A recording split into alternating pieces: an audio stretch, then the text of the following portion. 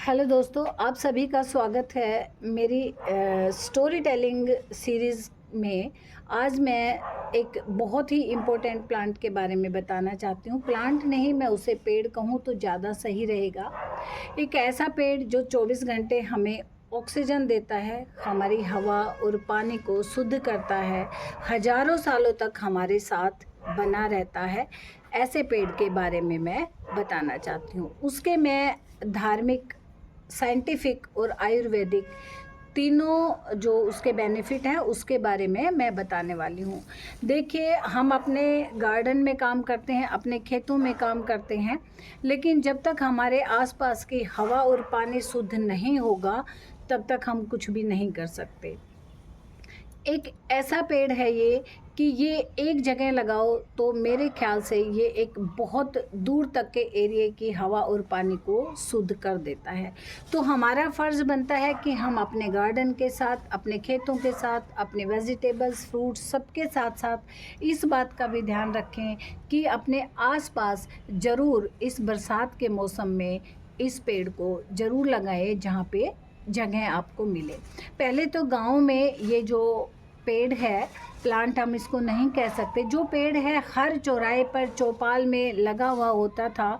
जो पंचायतें होती थी, लोग बैठते थे, फैसले होते थे, चर्चाएं होती थी, दोपहर में लोग बैठते थे। उस समय एसी इतने नहीं होते थे, पंखे, लाइट, बिजली नहीं होती थी, तो यही पेड़ था जो हम सबका सहारा बना हुआ था।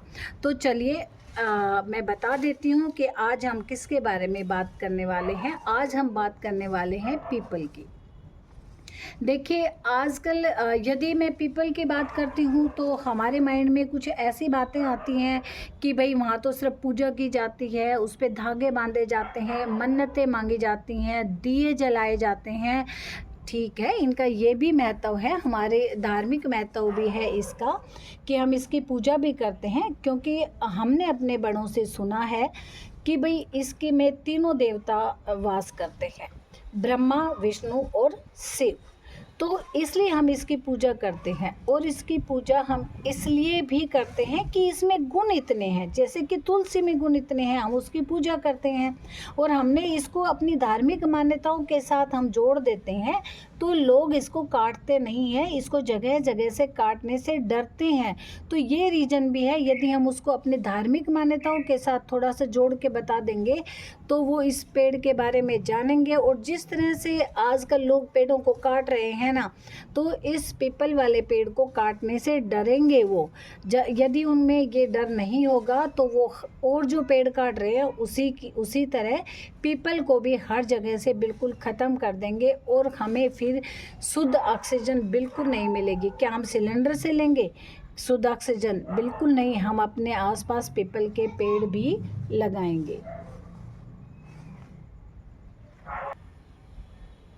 तो इसलिए हम पीपल को सुरक्षित रखने के लिए भी, देखिए, देवता इसके जड़, तने और पत्तों में वास होते हैं। देवता तो हमारे हर कण कण में वास होता है, लेकिन फिर भी हम अपने बच्चों को बताने के लिए कि भाई इस पेड़ में इतने गुण होते हैं, इसमें देवता वास करते हैं।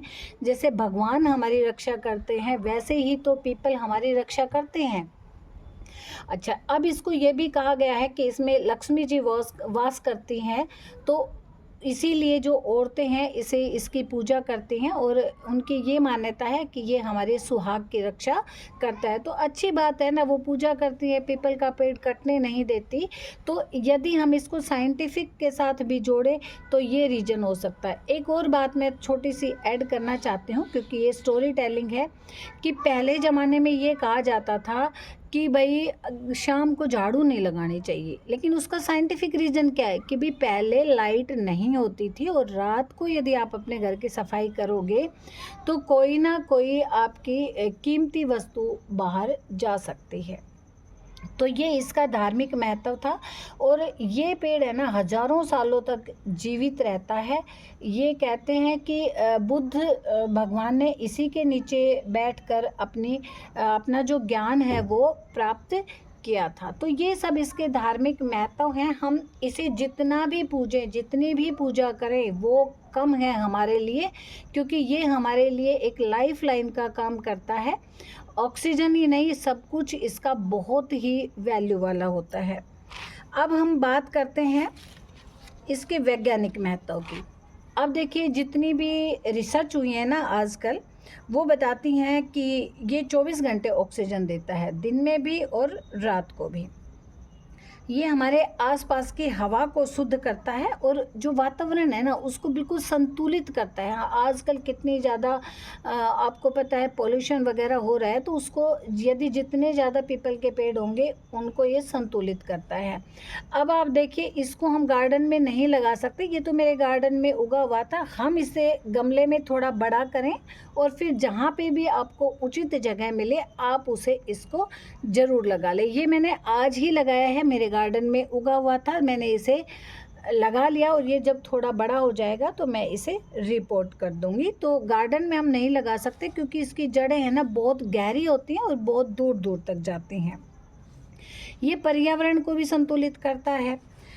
देखिए, इसके पत्ते, जड़, फल पक्षियों और जानवरों के लिए बहुत ही यूज़फुल होते हैं, भोजन होते हैं। ये हमारा पूरा जो इकोसिस्टम है ना उसको जीवित रखता है। थोड़ा एक्सप्लेन कर देती हूँ कि इसके जो पत्ते हैं वो गाय, भैंस, बकरी वगैरह सभी खाती हैं और जब पत्ते बच जाते हैं, सूख कर नीचे गिरते हैं, तो ये केंचुओं का भोजन बनता है। और केंचुए जिस खाद को तैयार करते हैं वो हमारे लिए कितना उपयोगी होता है। अच्छा, हमें ये कहा भी गया है कि गार्डन में यदि आप मिट्टी लाओ, कहीं पीपल के नीचे की मिट्टी मिल जाए तो वो बहुत ही उपयोगी होती है। इसके जो फल हैं वो हमारे तोता, मैना, कबूतर, कोयल, चिड़िया वगैरह खाते हैं और फिर उन्हें एक दूसरी जगह इनके बीजों को भी वो खाते हैं और फिर अपने जो वेस्ट के द्वारा इधर उधर हमारे ये पेड़ उग जाते हैं, जंगलों में भी उग जाते हैं, इसीलिए वहाँ पीपल अपने आप उग जाते हैं। ये बंदर जब इसके फल लगते हैं ना तो वो फल जो हैं वो बंदर और गिलहरी भी बड़े चाव से खाते हैं। अच्छा, ये जो पेड़ है ये हमारी हवा और पानी को शुद्ध करता है, क्योंकि जो इसके ये बड़े बड़े पत्ते होते हैं ना, ये सारे पत्ते हमारे पूरे वातावरण में कुछ ऐसे तत्व होते हैं हमारे लिए हानिकारक होते हैं, वो उसे अपने अंदर सोख लेते हैं।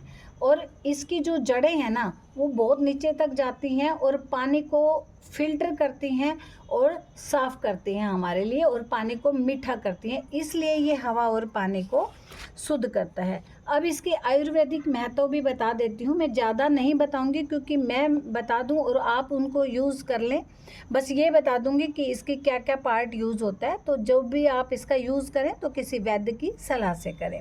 इसके पत्ते, छाल, फल तीनों के तीनों चीज़ बहुत ही उपयोगी होते हैं हमारी सेहत के लिए। आयुर्वेद में तो ये भी कहा गया है कि जो पीपल है ना वो त्रिदोष नाशक है। अब त्रिदोष नाशक से आप क्या समझते हैं कि ये वात, पित्त और कफ तीनों को बैलेंस करता है, और हमारे शरीर में जितने भी जो रोग हैं होते हैं वो वात, पित्त और कफ से ही होते हैं। तो जो इसको बैलेंस करने वाला पेड़ है हमारे लिए भगवान से कम नहीं हो सकता। हमारे लिए ये पेड़ बहुत ही ज़्यादा पूजनीय है। तो आप संकल्प लें कि हर व्यक्ति अपने जीवन में जहाँ भी उचित जगह मिले एक एक पीपल का पेड़ ज़रूर लगाएं। हम इसे गार्डन में नहीं लगा सकते हैं क्योंकि इसकी जड़ें बहुत ज़्यादा फैलती हैं और हमारा गार्डन हमारे घर के पास होता है।